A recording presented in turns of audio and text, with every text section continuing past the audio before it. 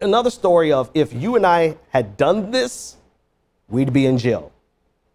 But because Montana Republican Congressman-elect George Gianforte, or Greg Gianforte, because he is an elected official now, or he was running for office, he has been sentenced to community service for essentially body slamming a reporter, Ben Jacobs, on the night before the election.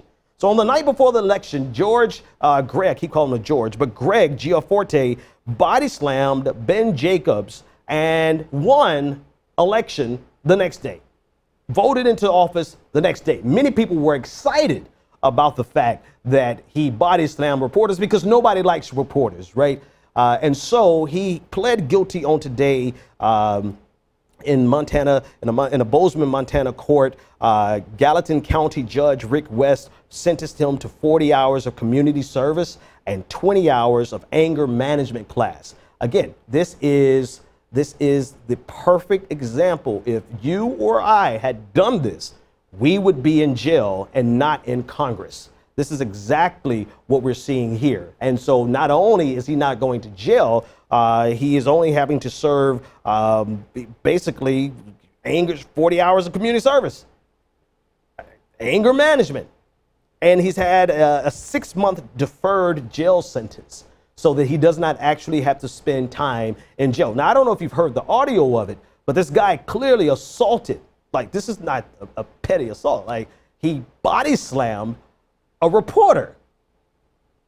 And all he gets, where you and I would actually get time in jail, he goes to Congress, 40 hours of community service, 20 hours of anger management, and 6 months jail sentence deferred, meaning he doesn't have to spend any time in jail. Gianforte apologized to the reporter in court and said that he looked forward to meeting with the reporter. Now, Ben Jacobs, let's start here. Greg Gianforte is a Donald Trump Republican. He stands for and represents everything that Donald Trump represents. And he demonstrates this in his assault of the reporter. I mean, there's no question about this. And so this reporter, Ben Jacobs, who was assaulted by a Donald Trump candidate, I feel maybe, just perhaps, he's suffering from an undiagnosed concussion because almost the next week he goes to Twitter and this is what he says. He says, "I'm always astounded by how much Corbyn fans on Twitter sound like Trump fans on Twitter."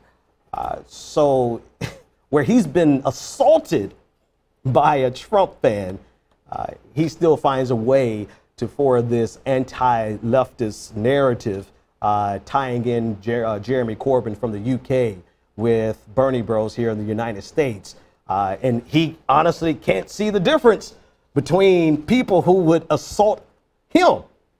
Not a figurative somebody else, not somebody that we don't know, not somebody on a train ride, not somebody walking down the street, but him.